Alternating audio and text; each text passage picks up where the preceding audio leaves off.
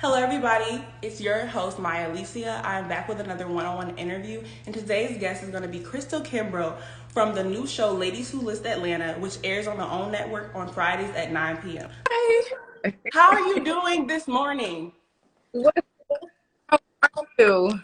I'm doing good, thank you. Thank you so much for joining me and taking time out of your day to speak with me. First off, Cristyl, I want to say big congrats on your new show, Ladies Who List Atlanta, on the OWN network every Friday at 9. It's amazing seeing Black professional ladies coming together and dominating in the real estate industry. You know, an industry that people typically look at as male dominating, but you guys are showing up and showing out. It's the professionalism for me, okay? But let's get into you, Cristyl. Cristyl, first off, I have to highlight my fellow HBCU grads. You are a double HBCU grad from Southern University Law and Albany State University. So you're doing your thing. And Cristyl, you are an entrepreneur, owner and founder of Kimbrough Law, a boutique real estate law firm here in Atlanta, Georgia. And you started your career in 2012 and have been killing the game ever since. And you closed over 5,000 plus real estate transactions. Okay, so I just, okay, 50,000 plus. Okay, excuse me. Correction, you guys, 50,000 plus, okay? Cristyl has been doing her thing. But before we get into Ladies Who List Atlanta, I really want to congratulate you on being a part of the team along with Kiana, developing South Park Cottages, a tiny home community in College Park, Georgia. So I want to ask first, do you think the community will be more of an investor, Airbnb community, or are you pre-sales more owner occupied? So this question is better for the listing agent, but there are 29 lots and there are only 4 left. And all of them, to my knowledge, all of the investor opportunities have been sold. So the Airbnbs are going to fall under that investor opportunity. And to my understanding, all of the investor properties are sold. So if you're still interested in occupying a tiny home, then definitely reach out to Watson Realty Co.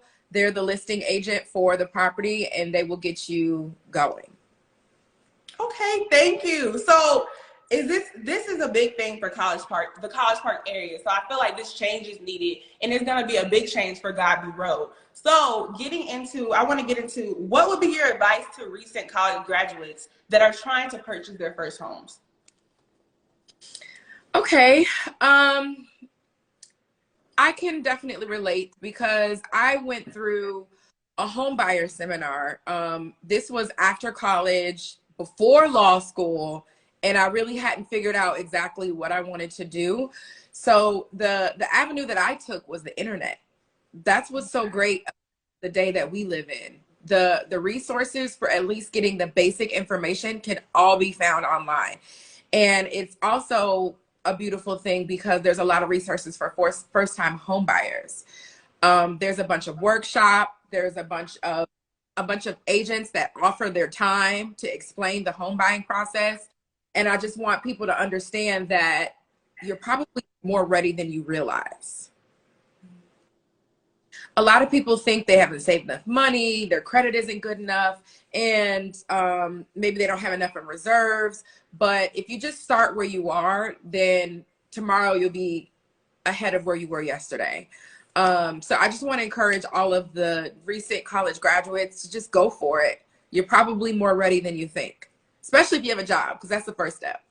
Exactly. So when you're saying go for it, do you feel like for the college grads, what is that? Where do we start? Where do you start? Where would you say to start at if you're trying to buy a home? So if you're trying to buy a home, the first thing that you need to do is really like check your credit. And the first thing that I would do is reach out to a lender, actually, because the lender will check your credit. The lender will tell you if your credit score is not where it should be, here's where it should be, and they can get you in contact with a credit repair specialist. And maybe it doesn't need repairing. Maybe you just haven't built credit, because having no credit is just as bad as having bad credit. So reach out to a lender. Obviously, I have a lot of good lenders that I work with that I'm happy to give a referral for if someone needs it. But the lender is going to tell you your buying power. And once you know your buying power, then you can start shopping.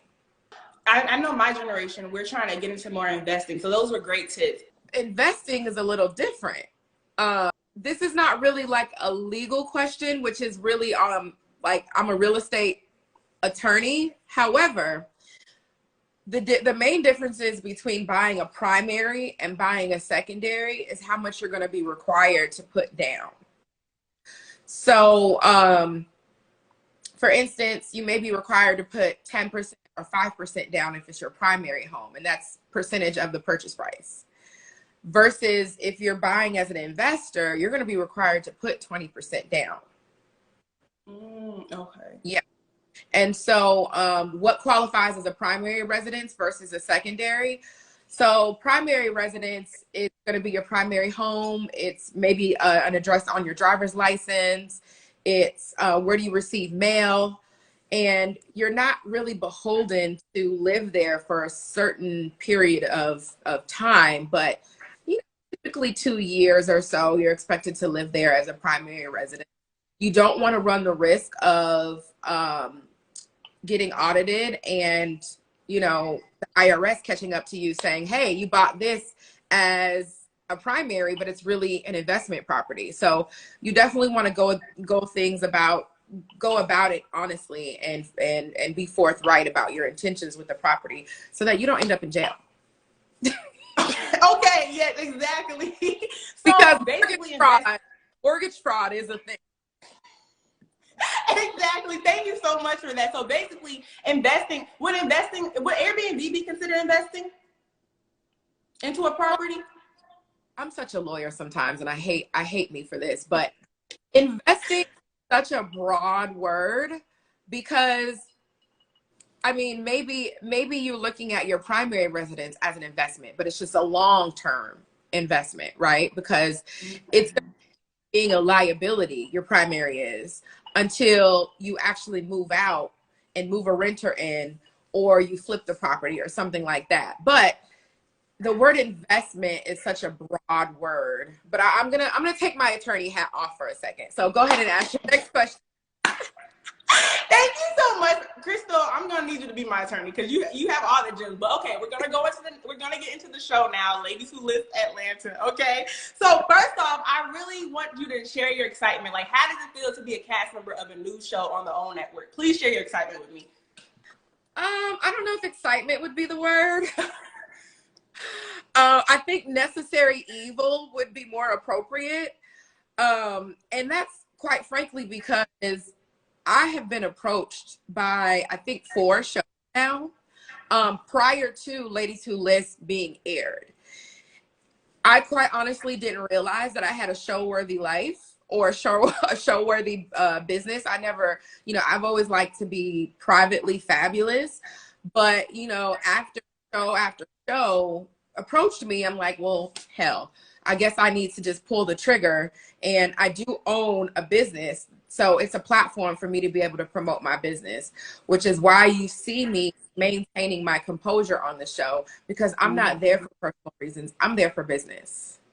Okay, I know that's right. Okay, exactly. So you said 4 shows have reached out to you. So Ladies Who List, is that included in the 4? This is the 5th show that has reached out to you. I honestly have lost count. Let me think.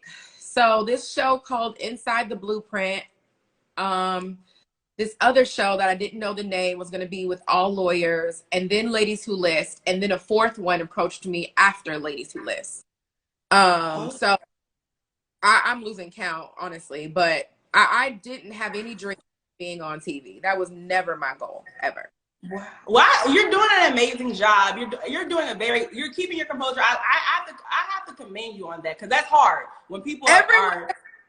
Look, you have 2 sets of people. You have the people that have a little bit of sense, and they're like, girl, I would have slapped the dog shit out of her, but you did good. And you have the other people that are more upset about the word than the hit. So you have 2 sets of people on the side of the spectrum. And quite honestly, I'm here, I'm having a good time, and I'm just maximizing my platform. That's it. Yes, I love it. So did anybody pitch the show to OWN, or they came up with the idea of Ladies Who List Atlanta?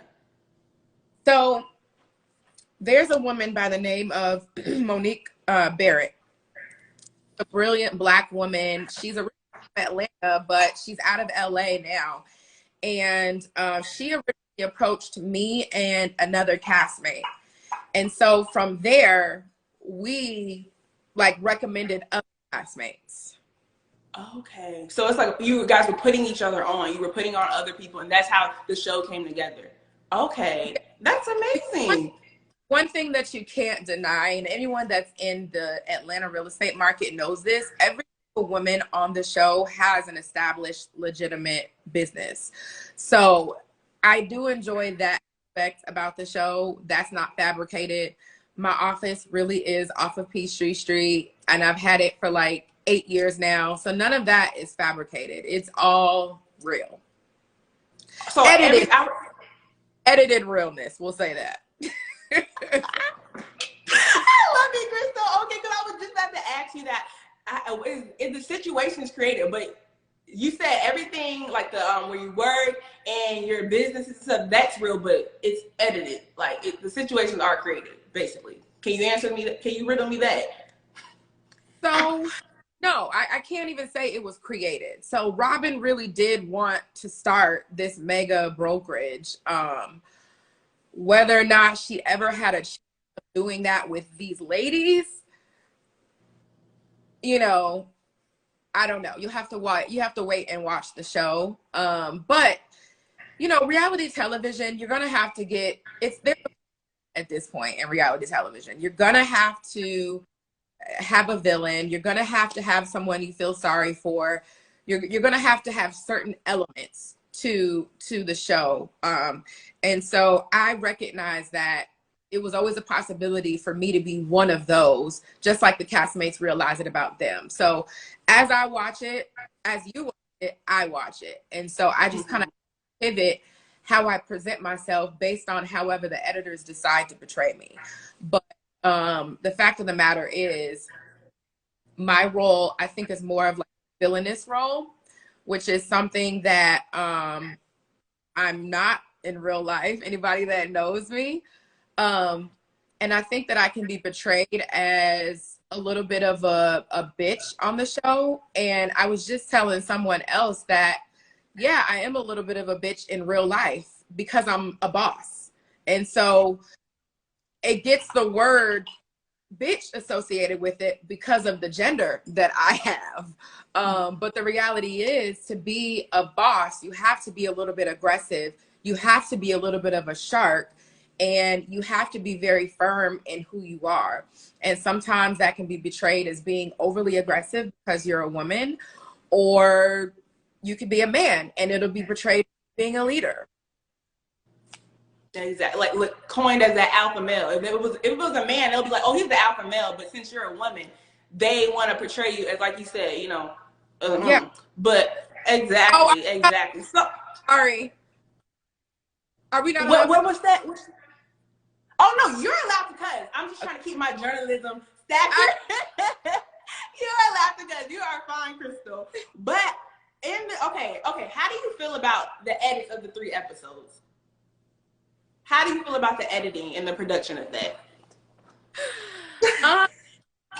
You know, I've had some talks with the production team, and quite frankly, I know there's a couple of them that don't care for me because I'm very brutally honest. And, you know, I told the production team, look, I get that you have to create a show, but I need you to be more aware and more sensitive to this fact scenario. There was this contentious situation that didn't originally even involve me, but for some reason you chose to villainize me. And not even episode 2, but episode 2 and 3. And from what I preview, episode 4 and episode 4 too. And so I'm like, when given the opportunity to villainize this Black girl versus this Black girl, is it any coincidence that you chose to villainize this one Black girl again and again and again? And this one Black girl happens to be the only dark chocolate one. Wow. And so I Mm. that up to the production team because the production team, you know, and I don't want to be too accusatory, but they don't look like me.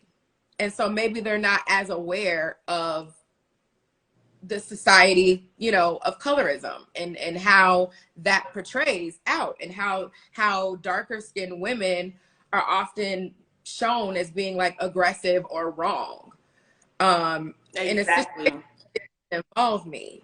So, you know, I speak my truth. Some people aren't going to like it, but I'm not really here to be polite when it comes to that. You're going to hear And me. I agree because as you're saying, they're painting this narrative and they're making you aggressive. They're making you like, you know, that angry black woman. And I see what you're saying. And you said the producers are not our skin tone, so they're not understanding what goes on with colorism in the black community. So that's why we need more black faces at the table. Okay. All around. So And quite frankly, I mean, if I it's hard for me to say, but if I were not black, I would want more of a minority opinion too, because the truth of the matter is, if you've never been black, then you can't speak on the black experience. And if you've never been dark skinned, then you can't speak on the dark skin experience either. And lucky for me, I have never been like villainized prior to now, because that I know of, because of my skin. In fact, it's been praised, which is why, you know, I've never wanted to be any other color than what I am, because it was praised and it was, you know, encouraged to look the way I look. So, you know, I just want to encourage all the other girls out there to keep doing your thing and don't let anyone define yourself. You can always change the narrative, because there will always be someone that isn't on your team and doesn't like you just cuz. But a lot of the times, whatever people's insecurities are have everything to do with them and not you. exactly, don't ever take anything personal. Yeah, however they're lashing out at you is due to their insecurities, not anything to do with you. Exactly, exactly. So what we're getting into how they're villain making you a villain. So what were your thoughts after watching everyone's interaction with Robin during that business dinner when she was trying to make everybody, form the baddest brokers in Atlanta? What was your perspective on that? I mean, obviously the concept is there, but as an attorney, I'm always looking at it from a legal perspective. And the legal perspective is, are you ready to marry these women? And not, let's take it out of the show. Whenever you're wanting to join any kind of partnership, any business with a person, you have to think to yourself, are you ready to marry this person? Because a business partnership is no different. Is no different.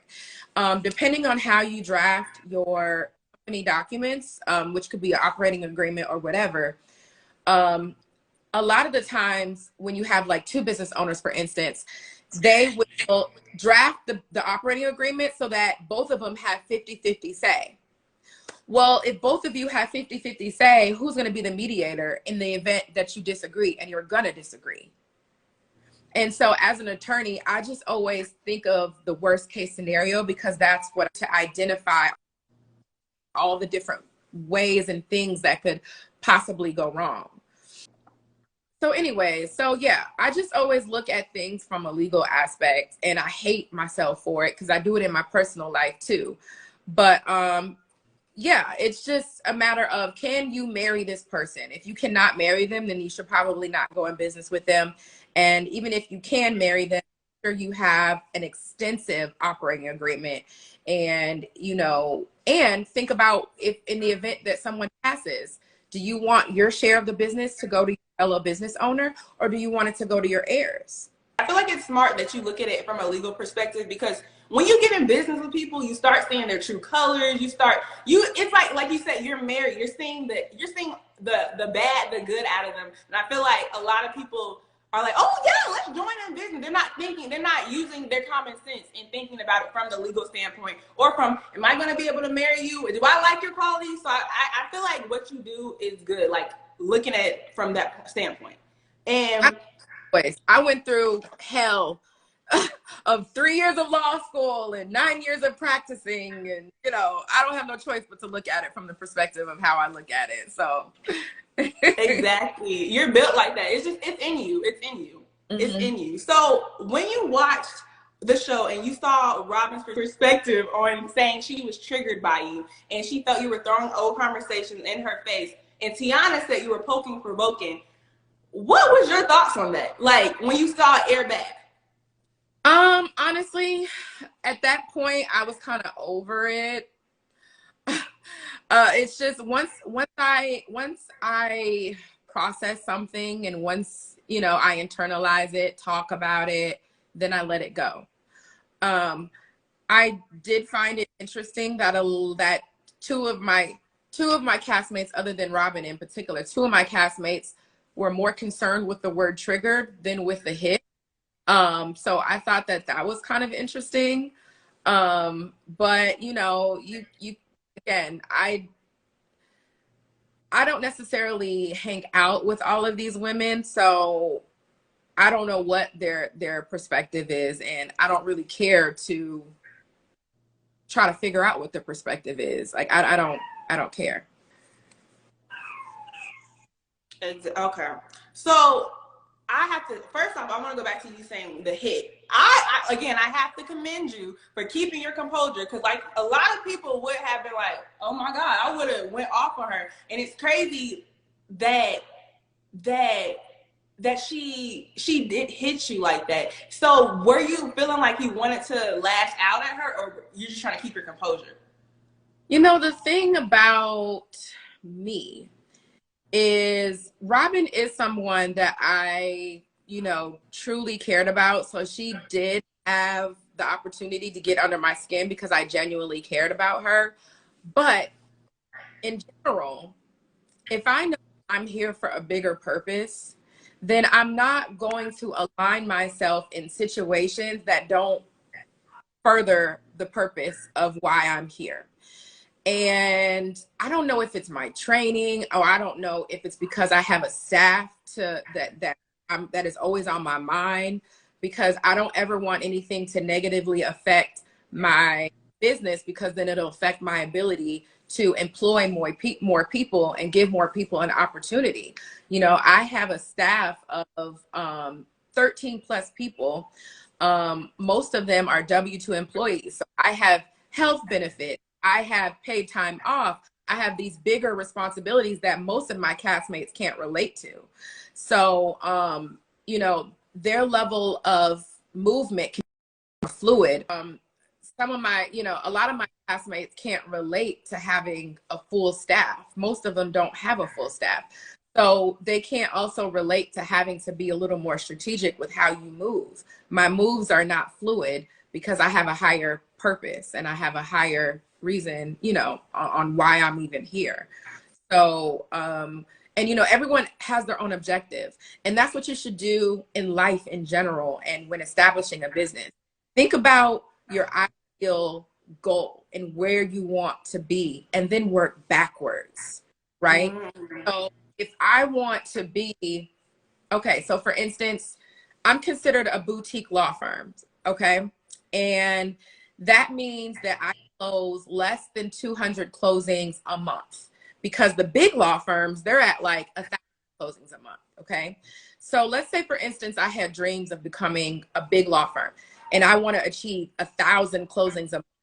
So if that's my goal, then I then would map out, okay, who do I get business from? I get business from developers, real estate developers. I get business from real estate brokers, and I get business from individual real estate agents. So I know that if I want to get to 1,000 closings, then I'm probably going to need at least 50 developers. I'm going to need at least 10 brokerages, and I'm going to need, you know, a handful of real estate agents. And then you figure out on average how many people, how many each developer, each agent closes. And then you work backwards from there, developing those relationships, right? So you always want to think about your ultimate goal and just work backwards. It's all about the end goal and making sure you're maintaining that end goal. So you said that Robin, when she hit you, you know, you feel like she was trying to, she knows how to bother you. So I want to ask, why was she so comfortable hitting you? The lack of respect, obviously. I mean, I can't think of anything else. And you know, I can't for her, so you would have to definitely ask her. Cause So, I'm she said, I'm just shook. Okay. So, okay. When Kara asked, why do you and Robin unfollow her on Instagram, your response was cut off. So viewers and me, we were unable to hear, why did you unfollow her? So why did that come about, you unfollowing Kara? First of all, I just have to say, and I think I said this on Twitter, how do you even know when someone unfollows you? You know, because there's an app. It's an app. It's an unfollow Why app. do you want to know? Because you don't want to still be following somebody and be there. We're not fans out here. We gotta unfollow people when they unfollow us. Okay, so the controversy between the unfollow saga, again, this is not while I'm here. Like, I'm here for business. No, but in all honesty, it wasn't anything personal. I didn't dislike Kira. I just got tired of following so many people in real estate. All I saw on my feed was real estate, real estate, real estate. And at the time, I know Kira and I had never met her. And so, you know, because we didn't have a personal connection and I was tired of seeing all this real estate, she was just one of the people that I unfollowed. And I didn't know that Robin unfollowed. I had no idea. And that's not she thought y'all was tag teaming her because she thought, oh, Robin and Cristyl unfollowed at the same time, so they must have been in cahoots. But you didn't even know. Like I've never even mentioned Kira's name prior to the show. So no, it wasn't some controversy and conspiracy to unfollow Kira on the same day. Like, again, I have a lot of things to worry about, and unfollowing someone and unfollowing them at the same time as someone else is not one of them. Trust me. A lot of times people, they look at social media and unfollowing and they just feel like it's the end of the world. But really, you just don't feel like seeing their content anymore. It has nothing to do with that person. If I'm being honest, you know, I hate the people that completely disregard someone else's feelings. And that's the standpoint that I had that night. So I can understand from Kira's perspective why she may feel like, well, what the hell did I do? But it wasn't personal. And a lot of the times in relationships, when people do something to you or where they react has nothing to do with you. It's usually something about them they don't like or something about you that makes them uncomfortable. So I choose to not really get wrapped up in the whys, which is why I wouldn't have an app that tells me when someone unfollows. Like, why would I even want that in my energy? No, my energy is mine, and I'm not going to allow you to impose your energy into my space. Snaps. Okay, Cristyl. Okay, and it goes back to what you said earlier too. Don't take anything personal. Nothing has to do with you. It has to do with what I want to do and what I feel comfortable doing. I think a lot of people need to understand that, and they won't be so offended. Now, do you feel like okay, I don't know what is coming in the next episodes, but can you see yourself getting into this brokerage with Robin and the girls? Well, let's be clear. I wouldn't get into the brokerage anyways because I'm a closing attorney. So we would be a separate business entity from that brokerage. So it was never an idea for me to be. Now, as a closing attorney, I would partner with this brokerage and be their preferred closing attorney. But you'll have to watch the show to see what happens. Okay. Okay. And I know you said we already know you're a closing attorney. So there's 2 closing attorneys in the show. Is it competition, or are you guys like, is it a competition since it's just 2 of you guys? You've heard it on the show. I don't compete with anyone. And I don't say that arrogantly, but maybe it is a little bit of arrogance because I literally don't keep up with what other people are doing. You know, I will root for you and I will never like talk badly about your business. You can never hear me talking publicly bad about any person's business unless it's like a Yelp review because they didn't get my hot wing order right or something like that. But other than that, you won't hear me publicly bash anybody's business because at the end of the day, we are all Black women and we all have established legitimate, successful businesses, and you can do nothing to take that away. Exactly, exactly. And I have to say, Cristyl, you're a firecracker. Okay, you're a firecracker in the show. You know what you want, and you're gonna get it. Because I know in the clip for the next episode, it showed you was taking out one of the agents for drinks to get them to come to your side. And I have to ask, do you feel like that was like malicious intent, or what? Like, I know the other ladies are thinking it's ill intent. What do you have to say about that? So here's where I say, oh, this show should be called not Ladies Who List, but shit Cristyl does wrong, because that apparently the platform for the entire show. And I had no idea it was going to be all about everything that I did wrong. But no, in actuality, the reality of it is the people that I was actually around were Kiana and Robin before the show. Of course, we all knew of each other, but the only people that I've ever hung around like that are Kiana and Robin. So now that I'm in this environment where I'm hanging around these, or I'm around these other women, let me see if I can get to know Kira, and let me see if, she would mesh well with Kimbrough. Because the thing about being a business owner is you need to interview your client too. And in this instance, she would be a strategic partner, but you don't want everybody's business, because you'll find that some people's business requires more work. And if it requires more work, then your net profit is going to be lower. And so I always say, when you're trying to get business, you also need to be interviewing that potential client, because you don't want everyone's business. And what you see on the show is a business owner asking for business. Is that? I feel like Cristyl, you just in your billing era. It's your billing era. We're in your billing era, okay? And that's why I take it on the chin and I have fun with it, because, it's like, you guys are stretching. That's a stretch, like, now you're offended that a business owner is asking for business. Okay. Anybody that's in real estate will definitely understand, though. I mean, agents close with multiple attorneys all the time. You don't always have the option to choose your own closing attorney. So, it's all, for me, it's all well and fun. Yeah. So, okay, my last question, Cristyl. What can we expect from you in the coming episodes of the season?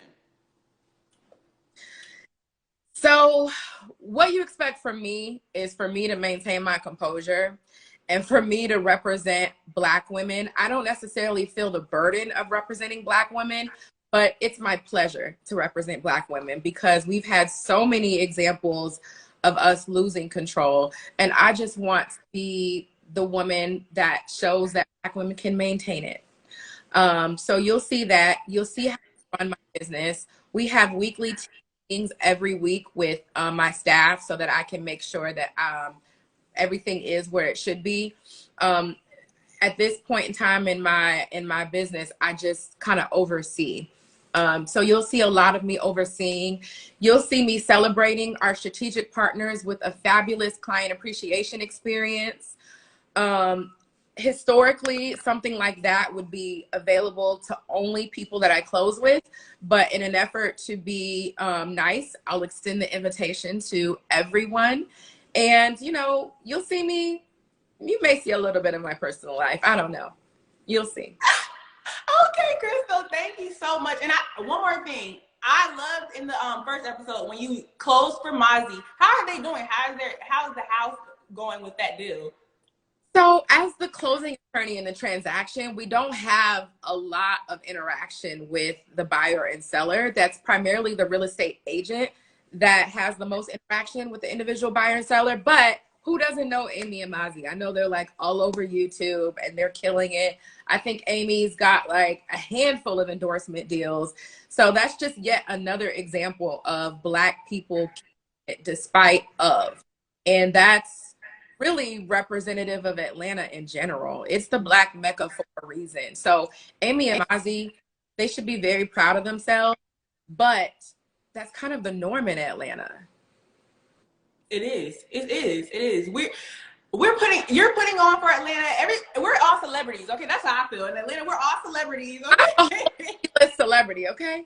Okay, period. Exactly. But thank you so much, Cristyl. I really enjoyed talking with you. I'm excited to see what Cristyl Kimbrough has in store in Ladies Who List Atlanta on the next coming episodes. You guys heard it here, and make sure you're tuning in on the OWN Network every Friday at 9. And that, you guys, is Cristyl Kimbrough. Thank you so much. I'll talk to you later.